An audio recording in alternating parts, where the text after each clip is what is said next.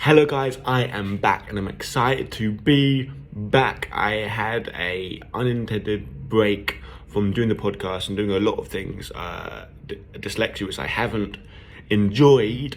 I haven't really liked because I always think about this literally 24/7. And things have came up and I just haven't been in the routine to be able to do this. But basically, this is the intro part. I've got to remember this can't be very long. But today is all going to be about what to do when you feel like you've lost your passion, lost your mission, like lost your way a bit, and how to find that again. Kind of like what I've just done, and it's like so often for us as dyslexics, we're big picture people. We're not small little details.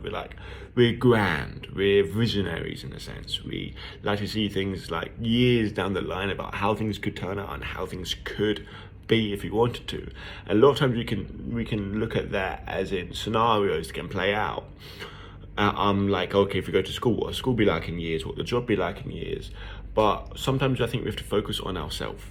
Focus on ourselves. Where will we be in 10 years' time? Where will we be in moving forward? And who could we be if you really wanted to be something? If you decided to be something or decided to become something or really make the most of what we have, where could we be in 10 years' time? And that as dyslexic, I think is really common. But what really is challenging sometimes is that we set these goals or ambitions or things and then we go after them and then things don't turn out right, or other things happen in our life that's unexpected, and it puts us off kilter. It puts us off the mark, and doing that, having ourselves off the mark a lot can really damage us and think, oh, we have lower self-esteem and lower this and lower that. And we've got to realize, okay, we've got to step up and keep moving forward. And that's what this episode is about. So again, my name's Theo Goff and this is the Conquering Dyslexia podcast. Hope we enjoy it. This is one of the longest intros I've done. I hope we get straight back into the action after my little other intro bit. Enjoy, guys. Hope you're doing good anyway. So the big question is this: how can dyslexics like us create a place, a community, a tribe, where people at any stage of life can come and solve any challenge, amplify their strengths, and ultimately help them become who they were meant to be, or in other words, conquer their dyslexia? That is the question, and this show is the answer. My name's Theo Goff, and welcome to the Conquering Dyslexia podcast. So, like I said, after my kind of little bit too long intro about how we just get lost at times, we kind of know kind of what we want or who we want to become or who we are, and then we get lost. And this happens in life. You mean life's not a straight line. Life's not simple, like I can do this every single day, it's going to be fine, it's going to be amazing. No.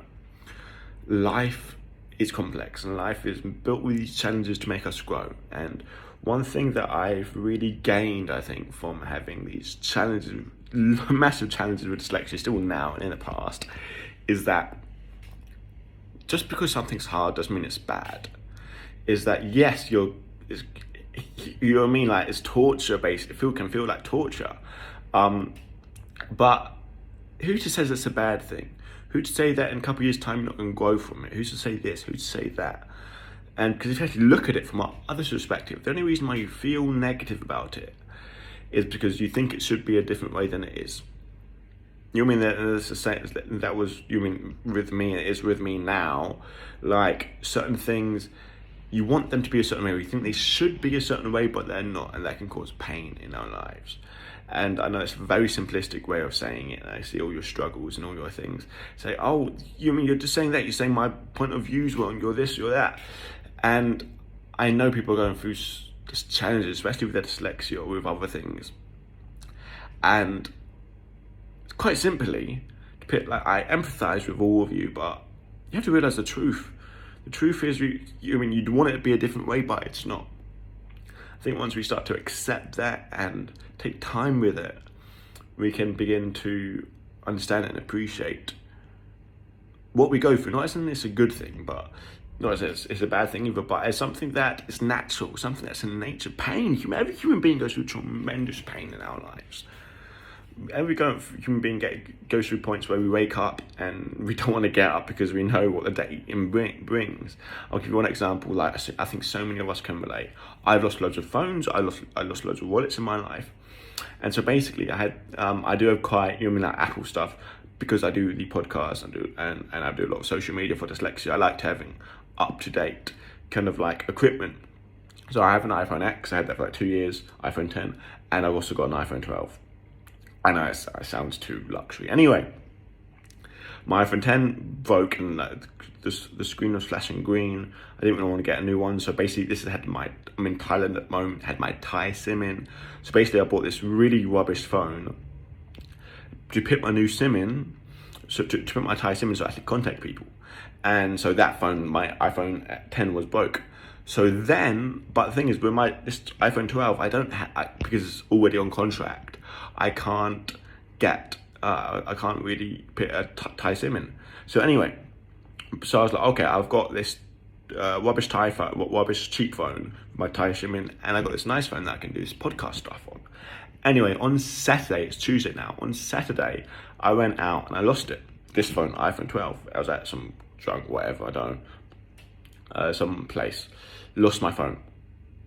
And I remember feeling it was like 2 a.m. and I was like, oh my God, I lost my phone. This is really awful because I've got no sense of direction. I got no memory. Can't remember places, remember names, can't do any of that. So the only way I could get home is by not having my Google Maps, because I got all my locations where I need to go marked out.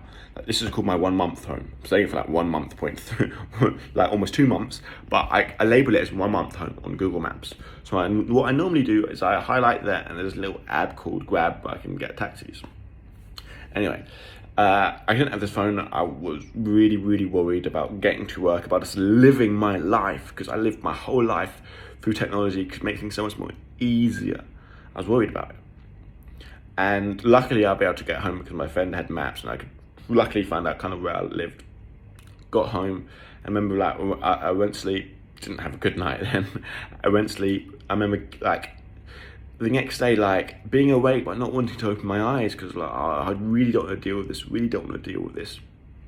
Anyway, long story short, my iPhone X, I paid money to get it fixed, so I didn't think I could get it fixed. And I've been trying to track down this phone on Find my iPhone, and I couldn't be able to. Anyway, I'll be able to track down this phone because on yesterday, it started showing up on Find My phone. And it was like half an hour drive away, nowhere near where I was out that night. Went to it and anyway, I got the phone back. Long story short, got the phone back and everything's good. I've got 2 good phones now. They're operating and functioning good. Long story short, when I remember I lost this phone, the other phone didn't work anymore. I had this rubbish little phone to get me by day to day. I remember on Monday, because I remember like my alarm went off, I set the alarm on the phone, getting up at 5:30 to go gym. Didn't want to get up. But I remember saying to myself, it's like, there's only one way to make life better, because I was not happy. It's to get up and do it. To get up and work on it. Get up and actually go to the gym and actually start working on it, because that's the only way things are going to get better. And in a sense, I found something that's so valuable to me not having these little luxury phones is the lack of distraction. Because when you don't have something to go on, to scroll on, you can be present in the day, you can actually be there. And I enjoyed it, and something I'm really focusing on now. Now I have this technology back in my life, to not scroll, to not be obsessed with it, not be absorbed, and really take time to be present in the day. And so with every loss, there's also, I think, something to gain. With every loss, there's also something to gain, but I believe it's your responsibility to go out there and find what there is to gain. Don't let it hit you, actually search for it. Find what there is to gain, and moving forward. And ultimately, I want to say this at the end, is that it sounds cheesy, but don't give up on your dream. Every one of us, we want to do things. We want to improve our dyslexia. We want to go over these challenges. We want to do this, but I always feel that we want to do one of these things because of a reason. And the reason is like, yes, obviously you're dealing with pain and you want to get over this struggle, but the reason is because you want a better life. The reason is because you want a life that's better than the one you're living now. And some people have got an area they want to head towards. If you haven't, that's fine. But something you have to just consistently do is working on yourself day after day after day. Because I know what things I want to do with my dyslexia. I know what I want to do. I've written them down. I'm clear. I'm focused now. I've got to put the work in. Put the work in and do it again and again. And putting the hours in. And that's the only way I think people can actually get to where they want to go in life. And I say, like, life is a journey. Life is crazy, especially if you are neurodiverse. It is different if you're neurodiverse. We've got to understand how it's different and how it's also similar.